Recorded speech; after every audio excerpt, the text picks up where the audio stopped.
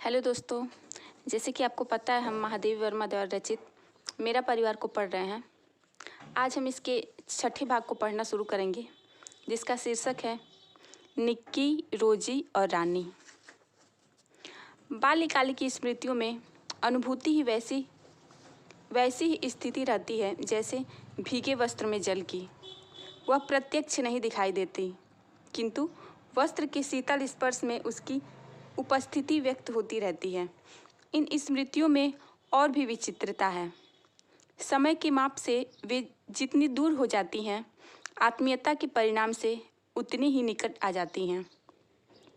मेरे अतीत बचपन के कोहरे में जो रेखाएं अपने संपूर्ण महत्व के विविध रंगों में उदय होने लगती हैं, उनके अधरों में 3 ऐसे भी जीव हैं जो मानव समष्टि के सदस्य न होने पर भी मेरी स्मृति में छपे से हैं। निक्की नेवला, रोजी कुत्ती और रानी घोड़ी। रोजी को जैसे ही आंखें खुली, वैसे ही वह मेरे 5वें जन्मदिन पर पिताजी ने किसी राजकुमार विद्यार्थी द्वारा मुझे उपहार स्वरूप भेंट कर दी गई। स्वाभाविक ही था कि हम दोनों साथ ही बढ़ते। रोजी मेरे साथ दूध पीती, मेरे खटोले पर सोती, मेरे लकड़ी के घोड़े पर चढ़कर घूमती और मेरे खेल कूद में साथ देती। वस्तुतः मेरे पशु प्रेम का आरंभ रोजी के साहचर्य से माना जा सकता है, जो 13 वर्ष की लंबी अवधि तक अविच्छिन्न रहा।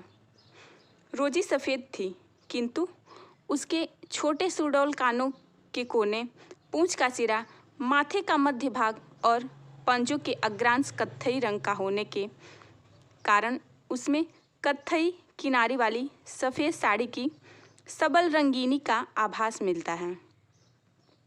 वह छोटी पर तेज टेरियर जाति की कुत्ती थी और कुछ प्रकृति से और कुछ हमारे साहचर्य से श्वान दुर्लभ विशेषताएं उत्पन्न हो जाने के कारण घर में उसे बच्चों की समान ही वात्सल्य मिलता था। हम सब ने तो उसे ऐसा साथी मान लिया था जिसके बिना न कहीं जा सकते थे और न कुछ खा सकते थे। उस समय पिताजी इंदौर के डेली कॉलेज, जो राजकुमारों का विद्यालय था, के वाइस प्रिंसिपल थे और हम सब छावनी में रहते थे, जहाँ दूर तक कोई बस्ती नहीं थी। हमें पढ़ाने वाले शिक्षक प्रातः और संध्या समय आते थे। इस प्रकार दोपहर का समय हमारे लिए अवकाश का समय था, जिसे हम अति व्यस्तता में बिताते थे। सबसे छोटा भाई तो हमारी व्यस्तता में साथ देने के लिए बहुत छोटा था, परंतु मैं, मुझसे छोटी बहन और उससे छोटा भाई दोपहर भर बया चिड़ियों के घोंसले तोड़ने, बबूल की सूखी और बीजों को कारण बजने वाली छिमियाँ बीनते घूमते रहते। ग्रीष्म में जब हवा ठहर सी जाती थी, वर्षा में जब वातावरण गलकर बरसने सा लगता था और शीत में जब समय जम सा जाता था, हमारी व्यस्तता एक सी क्रियाशील रहती थी। घूमते घूमते थक जाने पर हमारा प्रिय विश्रामालय एक आम के वृक्ष को घिरा सूखा पोखर था, जिसका ऊंचा कागार पेड़ों की छाया में 8-9 फुट और खुली धूप में 4-5 फुट के लगभग गहरा था।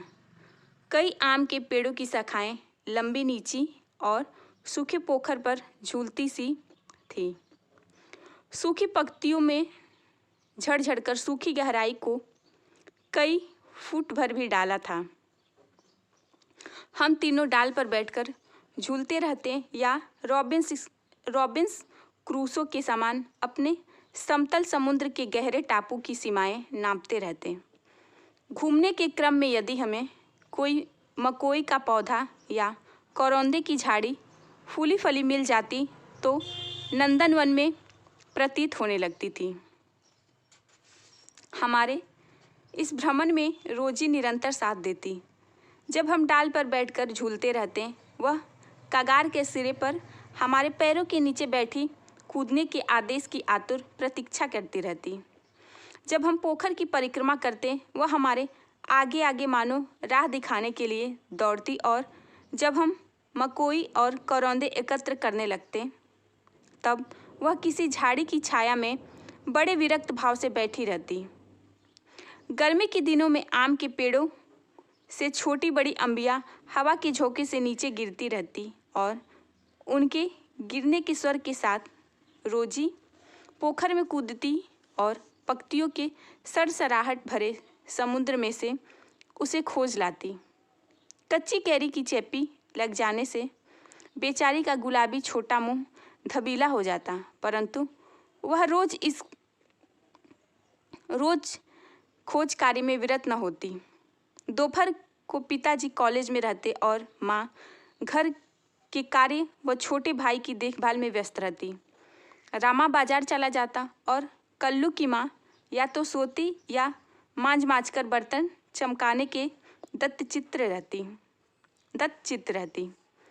वे सब समझते कि हम लोग या तो अपने कमरे में सो रहे हैं या पढ़ लिख रहे हैं, पर हम कुछ ऊंची खिड़की की राह से पहले रोजी को उतार देते और फिर एक एक करके तीनों बाहर बगीचे में उतरकर करौंदों की झाड़ियों में छिपते छिपाते अपने उसी सूने मुक्तिलोक में पहुंच जाते।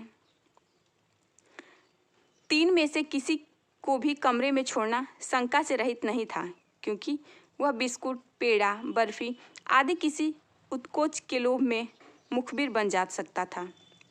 परिणामतः तीनों का जाना अनिवार्य था। रोजी भी हमारे निर्बंध संप्रदाय में दीक्षित हो चुकी थी, अतः वह भी साथ आती। हमारे अभिमान के सदस्य को वह इतना अधिक समझ गई थी कि दोपहर होते ही खिड़की से कूदने को आकुल होने लगती और खिड़की से उतार दिए जाने पर नीचे बैठकर मनोयोग पूर्वक हमारा उतरना देखती रहती। कभी खिड़की से कूदते समय हमें से कोई उसी के ऊपर गिर पड़ता था, पर वह ची करना भी नियम विरुद्ध मानती थी। ऐसे ही एक स्वच्छंद विचरण के उपरांत जब हम आम की डाली पर झूल झूल कर अपने संग्रहालय का निरीक्षण कर रहे थे, तब एक आम गिरने का शब्द हुआ। रोजी नीचे कूदी। कुछ देर तक वह पत्तियों में न जाने क्या खोजती रही। फिर हमने आश्चर्य से देखा कि वह मुंह में किसी जीव को दबाए हुए ऊपर ला रही है। वस्तुतः वह सूखे पोखर के नीचे कागार के बिल बनाकर किसी नकुल दंपति ने प्रजापति के कार्य में सक्रिय सहयोग देना आरंभ किया था। उनकी नकुल सृष्टि का कोई लघु परंतु हमारे ही समान अराजकतावादी सदस्य अपने सृजनकर्ताओं की दृष्टि बचाकर सूखी पत्तियों के समुद्र में ऊपर तैर आया था। पत्तियों से छोटा मुंह निकालकर उसने जैसे ही बाहर के संसार का विस्मित दृष्टि डाली, वैसे ही अपने आप को रोजी के छोटे और अंधेरे मुख विवर में पाया। निरंतर बिना दांत चुभाए कच्ची अंबियां लाते लाते रोजी इतनी अभ्यस्त हो गई थी कि उस कुलबुलाते जीव को भी सुरक्षित हम तक ले आई। आकार में वह गिलहरी से बड़ा न था, पर आकृति में स्पष्ट अंतर था। भूरा चमकीला रंग, काली कत्तई आंखें, नर्म पंजे, गुलाबी नन्हा मुंह, रो में छिपा हुए नन्ही सीपियों से कान, सब कुछ देखकर हमें वह जीवित नन्हा खिलौना सा जान पड़ा। रोजी ने उसे हौले से पकड़ा था, परंतु बचने के संघर्ष में उसके कुछ खरोंच लग गई। चोट के अधिक भय से वह निश्चेष्ट था। उसे पाकर हम सब इतने प्रसन्न हुए कि अपना घोंसले, चिकने पत्थर, जंगली कनेर के फूल आदि का विचित्र संग्रहालय छोड़कर उसे लिए हुए घर की ओर भागे। उस समय की उत्तेजना में हम अपने अज्ञान भ्रमण की बात भी भूल गए, परंतु माँ ने यह नहीं पूछा कि वह छोटा जीव हमें कहाँ और कैसे मिला। उन्होंने जीव जंतुओं को न सताने के संबंध में लंबा उपदेश देने के उपरांत उसे उसके नकुल माता पिता के पास बिल में रख आने का आदेश दे दिया। हमें बेचारे नकुल शिशु से बड़ी सहानुभूति हुई। छोटे से बिल में दिन रात पड़े माता पिता के सामने बैठे रहने में जो कष्ट बच्चे को हो सकता है, उसका हम अनुमान कर सकते थे। यदि एक छोटे कमरे में हमें सामने बैठाकर बाबूजी दिन रात पढ़ाते रहें और माँ सिलाई बुनाई में लगी रहे तो हमारा क्या हाल होगा। ऐसी ही कोई अप्रिय स्थिति बिल में हो रही होगी, नहीं तो यह इतना छोटा बच्चा भागता ही क्यों। अतः नकुल शिशु के बिल और बिल निवासी माता पिता की खोज में हम अनिच्छापूर्वक गए और खोज में असफल होकर निराश से भी अधिक प्रसन्न लौटे। अब तो उस लघु प्राणी का हमारे अतिरिक्त कोई आश्रय ही नहीं रहा। प्रसन्नतापूर्वक हमने अपने खिलौने के छोटे बॉक्स को खाली कर उसमें रुई और रेशमी रुमाल बिछाया। फिर बहुत अनुनय विनय और उसके सब आदेश मानने का वचन देकर रामा को उसे रुई की बत्ती से दूध पिलाने के लिए राजी किया। इस प्रकार हमारे लघु परिवार में एक लघुत्तम सदस्य सम्मिलित हुआ। जब रामा की सतर्क देखरेख में वह कुछ दिनों में स्वस्थ और पुष्ट होकर हमारा समझदार साथी हो गया, तब हम रामा को दिए वचन भूलकर फिर पूर्ववत अराजकतावादी बन गए। माँ ने उसका नाम रखा नकुल, जो उसकी जातिवाचक संज्ञा का तत्सम रूप था, किंतु न जाने संक्षिप्तीकरण की किस प्रवृत्ति के कारण हम उसे निक्की पुकारने लगे। पालने की दृष्टि से नेवला बहुत स्नेही और अनुशासित जीव है। गिलहरी के खाने योग्य कीट पतंग, फल फूल आदि कोई भी खाद्य खाकर वह अपने पालने वाले के साथ 24 घंटे रह सकता था। जेब में, कंधे पर, आस्तीन में, बालों में, जहाँ कहीं भी उसे बैठा दिया जावे, वह शांत स्थिर भाव से बैठकर अपनी चंचल पर सतर्क आंखों से चारों ओर की स्थिति देखता परखता रहता। निक्की मेरे पास ही रहता था। उस समय हमारे परिवार में छोटी लड़कियों की वेशभूषा में गोटे पट्टे से सजा गरारा कुर्ता और दुपट्टा विशेष महत्व रखता था, जिसमें वे मध्यकालीन बेगमों के लघु संस्करण जान पड़ती थी। कभी कभी प्रगतिशीलता का प्रमाण देने के लिए उन्हें फ्रॉक भी पहनाए जाते थे, जिसके कॉलर, लेस, झालर आदि के घटा टोप में वे क्वीन विक्टोरिया की संगिनियों का भ्रम उत्पन्न करके मानो पूर्व पश्चिम दोनों का प्रतिनिधित्व करती थी। हमारे जूते तक पूर्व पश्चिम में विभाजित होते थे।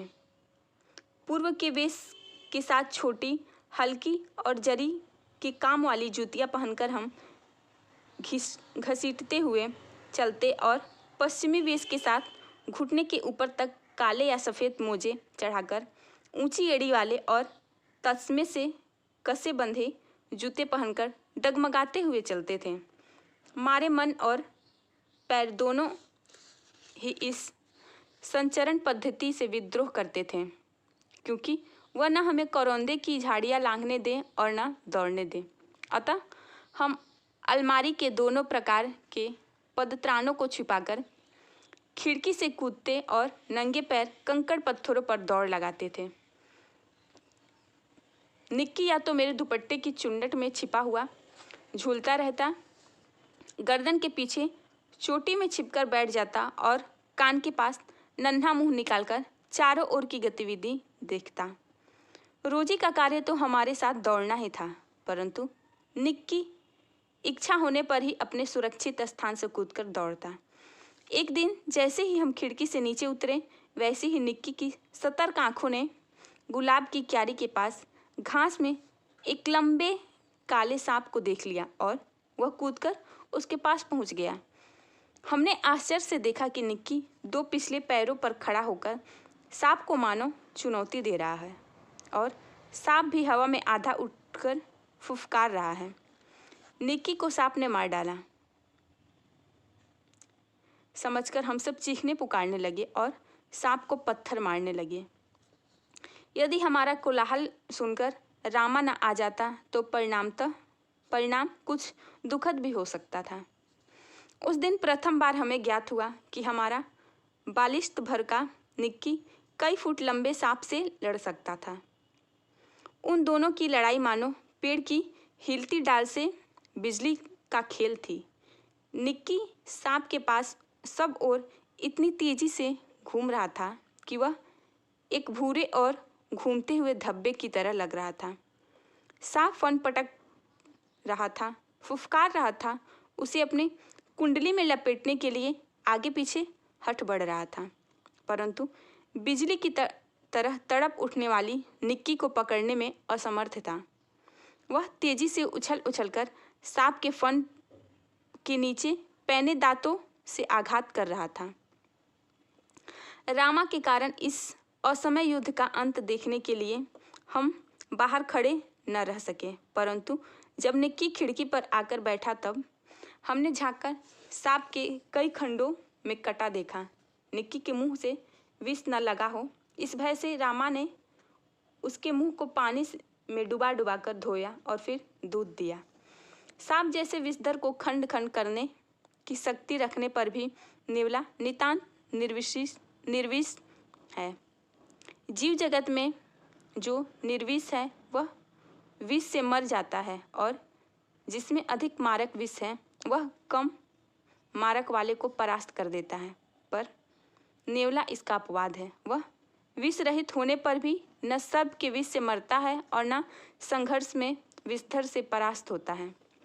नेवला सर्प की तुलना में बहुत कोमल और हल्का है। यदि सांप चाहे तो उसे अपनी कुंडली में लपेट कर चूर चूर कर डाले, फण के फुटकार से मूर्छित कर दे, परंतु वह नेवले के फूल से हल्केपन और बिजली जैसी गति से परास्त हो जाता है। नेवला न उसे दंशन का अवसर देता है, न व्यूह रचना का अवकाश, और अपनी लाघवता के कारण नेवले को न विशेष अवसर चाहिए न सुयोग। इसी बीच में बाबूजी ने मुझे शहर के मिशन स्कूल में भर्ती करने का निश्चय किया। इस योजना से तो हमारा समस्त कार्यक्रम ध्वस्त होने की संभावना थी, अतः हम जब अत्यंत दुखी और चिंतित हुए, परंतु व्यवस्था थी। अंत में एक दिन पुस्तकें लेकर और सिकरम बंद गाड़ी, जो उन दिनों नागरिक प्रतिष्ठा की सूचक थी, में बैठकर मुझे जाना पड़ा। निक्की सदा के समान मेरे साथ था, परंतु बाबूजी की आदेश से उसे घर पर ही छोड़ देना आवश्यक हो गया। मिशन स्कूल पहुंचकर देखा कि वह सिकरम की छत पर बैठकर वहां पहुंच गया है। फिर तो उसे कपड़ों में छिपाकर भीतर ले जाने में मुझे सफलता मिल गई, परंतु कक्षा में उसे मेरे पास देखकर जो कोहराम मचा, उसने मुझे स्तंभित और अवाक कर दिया। सिस्टर तथा सहपाठियां चिल्लाने लगी, पुकारने लगी। मैंने समझ लिया कि वह निक्की के लिए अपमानजनक संबोधन है। मैंने कुछ अप्रसन्न मुद्रा में बार बार कहा कि यह मेरा निक्की है, किसी को काटता नहीं, परंतु कोई उसके साथ बैठने को राजी नहीं हुआ।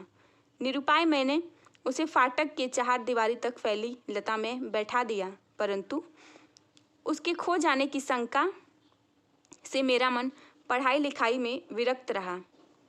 आने के समय जब निक्की कूदकर मेरे कंधे पर बैठा, तब आनंद के मारे मेरे आंसू आ गए। तब से नित्य यही क्रम चलने लगा। प्रतिदिन मुझे पहुंचाने और लेने रामा आता था, और वह पालक के नाते निक्की के प्रति बहुत सदैव था।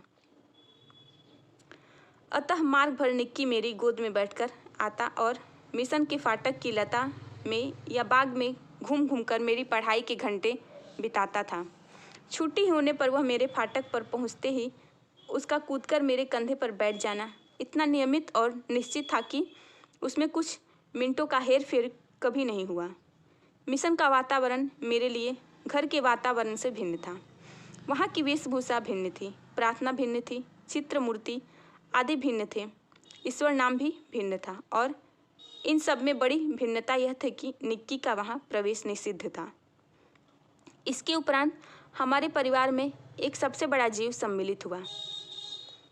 रियासत होने के कारण इंदौर में शानदार घोड़ों और सवारों का आधिक्य था। इसके अतिरिक्त हम अंग्रेजों के बच्चों को छोटे टट्टुओं या सफ़ेद गधों, जिनकी जाति के संबंध में रामा ने हमारा ज्ञानवर्धन किया था, में घूमते देखते थे। रामा की कहानियाँ में तो राजा अपराधियों को गधे पर चढ़ाकर देश निकाला देता था। इन्हें गधे पर बैठकर प्रसन्नता से घूमते देखकर विश्वास करना कठिन था कि उन्हें दंड मिला है। रामा के पास हमारी जिज्ञासा का समाधान था। उन्हें विलायत में गधे पर बैठने का दंड देकर भारत भेजा गया है, क्योंकि वहाँ यह वाहन नहीं है। एक दिन हम तीनों ने बाबूजी को मौखिक स्मृति पत्र दिया कि हमारे पास छोटा घोड़ा न रहना अन्याय की बात है। यदि अन्य बच्चों को घोड़े पर बैठने का अधिकार है तो हमें भी अधिकार मिलना चाहिए। बाबूजी ने हंसते हुए पूछा, सफ़ेद टट्टू पर बैठोगे? तुम कहो के साथ ठेल मठाल के उपरांत मैंने अगुआ होकर गंभीर मुद्रा में उत्तर दिया, सफ़ेद टट्टू तो गधा होता है जिस पर बैठकर सजा दी जाती है। पता नहीं हमारे ज्ञान के अजस्र स्रोत रामा को बाबूजी ने डांटा या नहीं, परंतु कुछ दिन बाद हमने देखा कि एक छोटा सा चॉकलेट रंग का टट्टू आंगन के पश्चिम वाले बरामदे में बांध दिया गया। बरामदा तो घोड़े के बांधने के लिए बनाया नहीं गया था, अतः बाहर से टट्टू को ले जाने के लिए दीवार में एक नया दरवाज़ा लगा दिया गया और उसकी मालिश करने तथा खाने पीने, घूमने आदि की देखरेख के लिए छुट्टन नाम का साइस रखा गया। अब तो हम उस छोटे टट्टू से बहुत प्रभावित और आतंकित हुए। हमारे तथा हमारे अन्य साथी जीवों के लिए न मकान में कोई परिवर्तन हुआ, न कोई विशेष नौकर रखा गया। रामा को तो नौकर कहा नहीं जा सकता, क्योंकि वह तो डांटने फटकारने के अतिरिक्त हमारे कान भी खींचता था और हमारी खिड़की तक दरवाजे में परिवर्तन न हो सकी, जिससे हम रोजी और निक्की के साथ कूदने के कष्ट से मुक्त हो सके। बाबूजी ने यह सुनकर भी कि वह टट्टू हमारी सवारी के लिए आया है, हम सब 4-5 दिन तक उनसे रुष्ट और अप्रसन्न ही घूमते रहे, परंतु अंत में उसे हमारी मित्रता प्राप्त कर ली। रामा ने उसका नाम पूछने पर ज्ञात हुआ कि उसे ताज रानी कहकर पुकारा जाता है। ताजमहल का चित्र हमने देखा था और रामा और कल्लू माँ की सभी कहानियों में रानी के सुख दुख की गाथा सुनते सुनते हम उसके प्रति बड़े सदय हो गए थे। ताजमहल जैसे भवन की रानी होने पर भी यह यहाँ से कहानी की रानी की तरह निकाल दी गई। यह कल्पना करते ही हमारी सारी ईर्ष्या और सारा दोष करुणा से पिघल गया। हम उसे और अधिक आराम देने के उपाय सोचने लगे। वह इतनी सुंदर थी कि अब तक हमारी छवि आंखों में बसी जैसी है। हल्का चॉकलेटी चमकदार रंग जिस पर दृष्टि फिसल जाती है, खड़े छोटे कानों के बीच में माथे पर झूलता हुआ अयाल का गुच्छा, बड़ी काली स्वच्छ और पारदर्शी जैसी आँखें, लाल नथुने जिन्हें फुला फुला कर वह चारों ओर की गंध लेती रहती, उजले दांत और लाल जीभ की झलक देते हुए गुलाबी ओठों वाला लंबा मुंह जो लोहा चबाते रहने पर भी छत विचत नहीं होता था। ऊंचाई के अनुपात से पीठ की चौड़ाई अधिक थी। सुडौल मजबूत पैर और सघन पूंछ जो मक्खियाँ उड़ाने के क्रम में मूर्छल के समान उठती गिरती रहती थी। उस समय यह सब समझने की बुद्धि नहीं थी, परंतु इतने दीर्घकाल के उपरांत भी स्मृति पट पर वे रेखाएं ऐसे उभर आती हैं जैसे किसी अदृश्य स्याही में लिखे अक्षर अग्नि के ताप से प्रत्यक्ष होने लगते हैं। हम बार बार सोचते हैं कि वह कुछ और छोटी क्यों न होती तो हम रोजी और निक्की के समान उसे भी अपने कमरे में रख लेते हैं। रानी को अपने कमरे में ले जाना संभव नहीं था, अतः अस्तबल बना हुआ बरामदा ही हमारी अराजकता का कार्यालय बना। बरामदा घोड़े बांधने के लिए बना नहीं था, अतः उसकी दीवार में एक खुली अलमारी और कई आले ताख थे। उन्हीं से हमारा स्वेच्छा विस्थापित और शरणार्थी खिलौने का परिवार स्थापित होने लगा। रानी की गर्दन में झूल झूल कर, उसके कान और अयाल में फूल खोस खोस कर और उसकी बिस्कुट मिठाई आदि खिला खिला कर थोड़े ही दिनों में हमने उससे ऐसी मित्रता स्थापित कर ली कि हमें न देखकर वह अस्थिर होकर पैर पटकने और हिनहिनाने लगती। फिर हमारे सवारी का कार्यक्रम आरंभ हुआ। मेरे और बहन के लिए सामान्य छोटी पर सुंदर जीन खरीदी गई और भाई के लिए चमड़े के घेरे वाले ऐसी जीन बनाई गई जिसमें संतुलन खोने पर भी गिरने का भय नहीं था। बाहर के चबूतरे पर खड़े होकर हम बारी बारी से रानी पर आरूढ़ होते और छुट्टन के साथ दौड़ता हुआ हमें घुमाता। सवेरे भाई बहन घूमते और स्कूल से लौटने पर तीसरे पहर या संध्या के समय मेरे साथ वह कार्यक्रम दोहराया जाता। परंतु ऐसी सवारी से हमारी विद्रोह प्रकृति कैसे संतुष्ट हो सकती है। अस्तबल में रानी की गर्दन में झूलकर तथा स्टूल के सहारे उसकी पीठ पर चढ़कर भी हमें संतोष न होता था। अंत में एक छुट्टी के दिन दोपहर में सबके सो जाने पर हम रानी को खोलकर बाहर ले आए और चबूतरे पर खड़े होकर उसकी नंगी पीठ पर सवारी करके बारी बारी से अपनी अधूरी शिक्षा की पूरी परीक्षा देने लगे। यह स्वाभाविक ही था कि ताज रानी हमारी अराजक प्रवृत्तियों से प्रभावित हो जाती। वास्तव में बालकों में चेतना के विभिन्न स्तरों का बोध न होकर सामान्य चेतना का भी बोध रहता है। अतः उनके लिए पशु पक्षी वनस्पति सब एक परिवार के हो जाते हैं। निक्की रानी की पूंछ से झूलते हुए झूलने लगता था। रोजी इच्छानुसार उसकी गर्दन पर उछलकर चढ़ती और नीचे कूदती थी और हम सब उसकी पीठ पर ऐसे गर्व से बैठते थे मानो मयूर सिंहासन पर आसीन है। रानी हम सबकी पीठ और दुर्बलता जानती थी। रानी हम सबकी शक्ति और दुर्बलता जानती थी। उसकी नंगी पीठ पर आयाल पकड़कर बैठने वालों को वह दुल्की चाल से इधर उधर घुमाकर संतुष्ट कर देती थी। परंतु एक बार मेरे बैठ जाने पर भाई ने उसके हाथ की पतली संटी उसके पैरों में मार दी।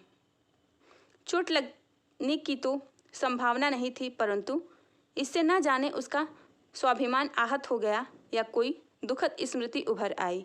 वह ऐसे वेग से भागी मानो सड़क, पेड़, नदी, नाले सब उसे पकड़ बांध रखने का संकल्प किए हों। कुछ दूर मैंने अपने आप को उस उड़न खटोले पर संभालना, परंतु गिरना तो निश्चित था। मेरे गिरते ही रानी मानो अतीत से वर्तमान में लौट आई और इस प्रकार निश्चल खड़ी रह गई जैसे पश्चाताप की प्रस्तर प्रतिमा हो। साथियों की चीख पुकार से सब दौड़े और फिर बहुत दिनों तक मुझे बिछौना पर पड़ा रहना पड़ा। स्वस्थ होकर रानी के पास जाने पर वह ऐसी करुणा पश्चाताप भरी दृष्टि से मुझे देखकर हिनहिनाने लगी कि मेरे आंसू आ गए। एक बार भाई के जन्मदिन पर नाई ने उसके लिए सोने के कड़े भेजे। सामान्यतः हम कोई भी नया कपड़ा या आभूषण पहनकर रानी को दिखाने अवश्य जाते थे, परंतु सुंदर छोटे छोटे शेर मुँह वाले कड़े पहनकर भाई भी रानी को दिखाने गया और न जाने किस प्रेरणा से वह दोनों कड़े उतारकर रानी के खड़े सतर्क कानों के वलय की तरह पहना दिया। फिर हम सब खेल में कड़ों की बात भूल गए। संध्या समय भाई के कड़े रहित हाथ देखकर जब माँ ने पूछताछ की तब खोज आरंभ हुई, पर कहीं भी कड़ों का पता नहीं चला। रानी अपने दोनों कानों को खुरों से खोदती और हिनहिनाती रही। अंत में बाबूजी का ध्यान उसकी ओर गया और उन्होंने छुट्टन को कानों की मिट्टी हटाने का आदेश दिया। किसी ने कुछ गहरा गड्ढा खोदकर दोनों कड़े गाड़ दिए थे। दंड तो किसी को नहीं मिला, परंतु रानी सारे घर के हृदय में स्थान पा गई। एक घटना अपनी विचित्रता में स्मरणीय है। एक सवेरे उठने पर हमने रानी के पास एक छोटे से घोड़े को देखा। यह कहाँ था कह कहकर हमने रामा को इतना थका दिया कि उसने निरुपाय घोषणा की कि वह नया जीव रानी के पेट में दाना चारा खाकर सो रहा था। भाई ने उत्साह से पूछा, और भी है रामा? रामा ने स्वीकृति में सिर हिलाया। अब तो हम विस्मित भी हुए और क्रोधित भी। यह छोटे जीव कोई काम धाम नहीं करते और हमारी पीठ पर बैठकर दौड़ने वाली रानी का दाना चारा स्वयं खाकर उसके पेट में लेटे रहते हैं। भाई ने कहा, रानी का पेट चीरकर हम कम से कम एक और बच्चा घोड़ा निकाल दें। तब बच्चे घोड़े पर वे छोटे भाई बहन बैठेंगे और रानी मेरी सवारी रहेगी। प्रस्ताव मुझे भी उचित जान पड़ा, पर जब एक दोपहर को वह कहीं से साग काटने का चाकू ले आया, तब मेरे साहस ने उत्तर दे दिया। एक और था। समस्या की ओर हमारा ध्यान गया। आखिर हम रानी का पेट सिएंगे कैसे?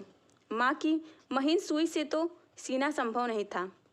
टाट सीने का बड़ा सूजा रामा अपनी कोठरी में रखता था, जहाँ हमारी पहुँच नहीं थी।